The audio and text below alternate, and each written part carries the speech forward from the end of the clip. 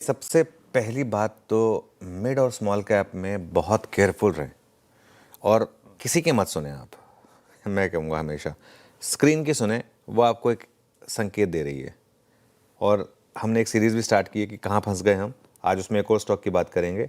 लगातार सीएनबीसी आवाज़ ने आपको इस चीज़ की चेतावनी दी है कि मिड और स्मॉल कैप में थोड़ा संभल कर चले और बहुत ज़्यादा अग्रेसिव ना हो। ये 2023 वाली मार्केट नहीं है कि बस किसी ने कुछ भी बोल दिया और वो स्टॉक में सर्किट लग गया और वो 3-4 दिन तक चलता रहेगा। ये वो वाली मार्केट नहीं है। अगर लग भी जाएगा तो वो अगले 7-8 दिन में वो स्टॉक वापस उसी लेवल पर आ जाएगा जहाँ से उसने शुरुआत की थी।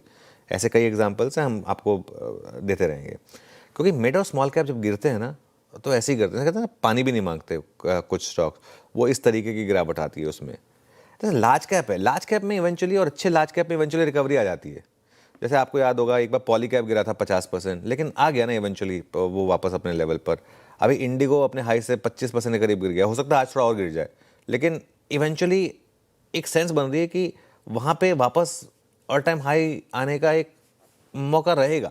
भले ही टाइम लगेगा उसको, लेकिन एक रीजनेबल अजम्पशन रहेगी कि एक टर्बुलेंस है, इसके बाद रिकवरी आएगी, वापस आएगा, भले अभी थोड़ा सा दिक्कत में जा रहा हो।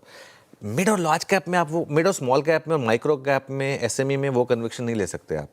वहाँ जो स्टॉक 50% गिरा है उसमें ज़्यादा प्रोबेबिलिटी होती है वहाँ से और 50% गिरने की इंस्टेड ऑफ रिकवरी की। इसके कई एग्जाम्पल हैं, आप पिछली बुल मार्केट उठा के देख लीजिए, आपको ऐसे सैकड़ों एग्जाम्पल दिख जाएंगे। और कई तो ऐसे स्टॉक होंगे जिनमें फॉरगेट अबाउट आपका भाव, वो स्टॉक ही नहीं बचते।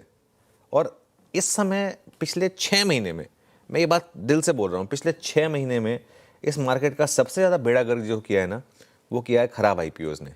हम उस स्टेज में आ गए थे जिसमें खराब आईपीओ पर प्राइस पर आ रहे थे, और उसके बावजूद हर आईपीओ को अच्छा सब्सक्रिप्शन मिल रहा था, हर आईपीओ को अच्छी मार्केटिंग मिल रही थी, हर आईपीओ को अच्छे चीयर लीडर्स मिल रहे थे। और मैं कह रहा हूँ ना कि जो खराब आईपीओज़ हैं, उनके जो चीयर लीडर्स हैं, उन्होंने पूरे बाजार का सेंटीमेंट बिगाड़ा। और अब ज़्यादातर फैंसी आईपीओस 40 से 60% नीचे ट्रेड कर रहे हैं, हो सकता है उससे भी ज़्यादा नीचे ट्रेड कर रहे हो, और यहाँ पर भी वो रुकने वाले नहीं है। तो अगली रैली में पहली बात तो अपनी फंसी हुई पोजीशन से बाहर निकले। और मैं आपको एक चीज़ बोलता हूँ, ज़रूरी नहीं है कि स्टॉक मार्केट में आप उसी स्टॉक में पैसा बनाएं जहाँ आप फंसे हुए हैं। इनफैक्ट आपको रिकवरी में वहाँ से निकलना है और लॉस बुक करके अच्छे शेयरों में आए, वो एक बेहतर स्ट्रैटेजी है। वहाँ आपको चांस है फिर भी कि आप एक बार अपना पैसा रिकवर कर लेंगे। 2026 का साल मेरा ये मानना है कि लार्ज कैप को बिलोंग कर सकता है। लार्ज कैप आउट परफॉर्मेंस वाला साल हो सकता है 2026 का। बैंक्स, ऑटोज़, एनबीएफसीज, ये मुझे लग रहा है अभी भी सबसे बेहतरीन सेक्टर हैं।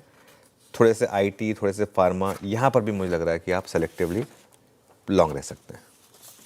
ओके, चलिए, तो ये बात हो गई जनाब मिड कैप स्मॉल कैप में क्या अप्रोच रखें और किस चीज़ से आपको दूरी बनाए रखनी है। अनुज, जब कल